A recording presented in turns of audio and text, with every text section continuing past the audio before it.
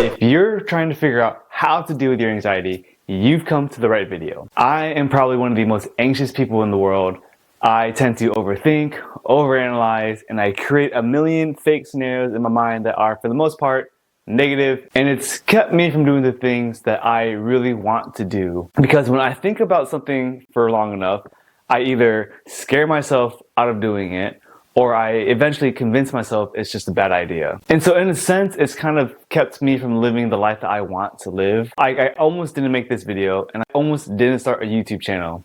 And yet here I am. I'm doing it because I finally managed to figure out how to deal with my anxiety. I have found 5 things that help me, and I'm sharing them with you because I hope that these tips will help you manage your own anxiety and help you live the life that you want to live. The first thing that helps me, number 1, is meditating. This one has surprisingly been very helpful. I recently picked up meditating and I've been doing it for 10 minutes a day, 1 day a week, and that's been probably about a month of doing it. And at first, when I first did it, I thought it was the dumbest thing ever. But you gotta sit there, be still, and try not to think thoughts. And it sounds easy at first until you start doing it, because without you even realizing it, your mind is racing a million miles an hour, always thinking about something, always analyzing something, and always thinking or always jumping from one thought to the next. So when you force yourself to slow down, to sit still and just empty your mind, you would be surprised at how peaceful you may actually feel. And I've been very surprised at how effective it's been for me. It's almost like quieted the storm in my mind. So whenever I feel really stressed out or I start thinking a lot of different things, I'll stop, find a quiet place, and I'll just sit for 10 minutes and I'll just try to breathe and collect my thoughts and just stop thinking. And it's been super helpful. If you haven't tried it, I highly recommend it. It's probably one of the few times during the day where I feel really peaceful. And you'd be surprised, once you quiet your mind, once you stop jumping from thought to thought so much, you'd be surprised at how much more focused your mind becomes once you kind of quiet that noise in your head. I take maybe like 10 minutes a day. I'll either go to my car or I'll find a room with a door and I'll just sit and meditate. It takes me like 10 minutes, not a ton of time. The first time you do it, it will feel like forever. But the better you get at it, the quicker it goes and the better you feel. So meditating is like the number 1 thing I recommend for anyone who's trying to deal with their anxiety. It's helped me a ton, and I think it can help you too. Number 2 is therapy. Despite whatever negative connotation you might have of therapy, therapy is incredibly useful. Now, I've seen a therapist twice in my life. Once in college when I was just severely depressed and just lost in life. And the therapist I talked to back in college was just the coolest guy ever.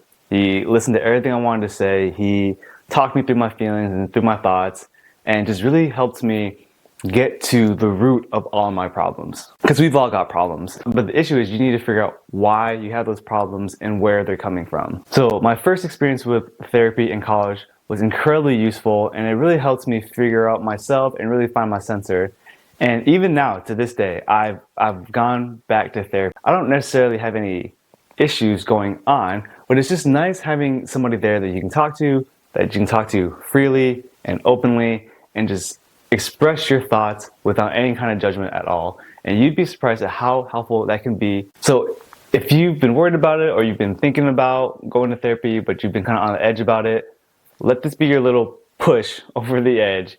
Go do it. Sign up for it. It helps so much. You have no idea. It's been nothing but help for me. It's been great. I had a lot of stress and a lot of worries and a lot of anxiety, and being able to talk it out and air it out really helps ground yourself. Number 3 is you need to live in the moment. This is more of a mindset shift than it is like an actual thing to do.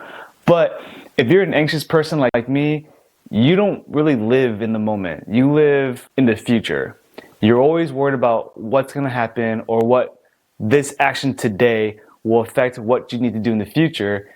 And you're so busy thinking about what's going to happen down the line that you just forget everything that's happening right now. And I've been so guilty of that. I stress all the time about retirement and how my kids are going to grow up and how I'm going to age and what I'm going to do when I get older.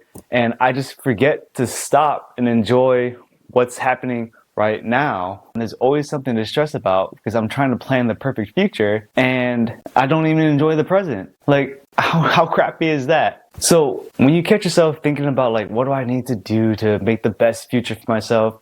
Stop for a second and just take in where you're at right now. Like, I have a pretty awesome life and I just forget to enjoy the little moments I have right now.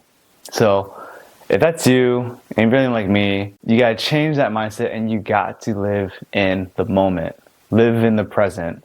They say that a person who lives in the future is anxious, but a person at peace lives in the present. Number 4 is you need to reduce your social media usage. Lately, I've been using less TikTok and less Instagram and browsing less YouTube shorts. And it's easy to fall into the trap of thinking that you're doing everything wrong because you're not living the life that they have.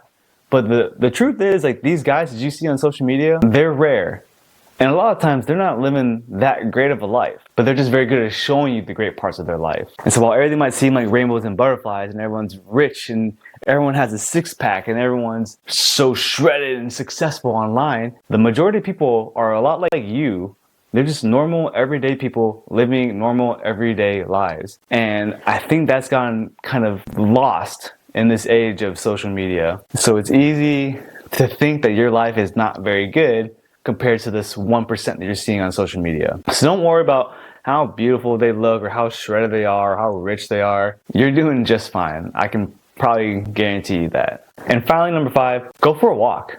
Get outside, get some sunlight, get moving. The more you sit still in one place, the more your mind's gonna wander and think about all kinds of things that are just gonna drive you nuts. And I find that whenever I go for a walk, that's when my head is the most clear. Sometimes I'll listen to music, sometimes I'll just walk in silence and just take in the sounds of everything around me. And I think that's just a really great way of just grounding yourself and just being in the present moment. Just go and enjoy it. Don't look at your phone and don't do whatever it is on your screen. Just walk and just enjoy that walk. Every time I run into a mental block where I don't know what to do, I'll just go for a walk because then my blood is flowing, my thoughts are going. Even for this video, I struggled for so long trying to think of like a good intro and I was like, screw it. I'll just go for a walk, think about it. And I came up with something and I don't know if it's good or not, but it was good enough for me to want to record it and get this video going. And that all happened because I went for a walk and I cleared my mind and I was able to think more clearly versus if you're just stuck at a desk or you're stuck in your room or stuck wherever it is and you're just going through all these nonsensical thoughts, you're not going to get anywhere. So get out, change your scenery, move, and just be a little active. It's just good for your overall health too. So that can never be a bad thing, you know? So that's it. Those are the 5 things that I've been doing to help manage my own anxiety. These may or may not work for you. I hope that you can take at least 1 or 2 of these things and apply it to your own life to help you manage your own anxiety, because I understand that it can be so tough dealing with it sometimes. There is so much overthinking and overanalyzing, and it almost kind of freezes you and keeps you from doing the things that you want to do. So hopefully this video helps you manage your anxiety better so that you can start taking those steps and start doing the things that you really want to do. Hope this helps. I'll see you guys in the next video.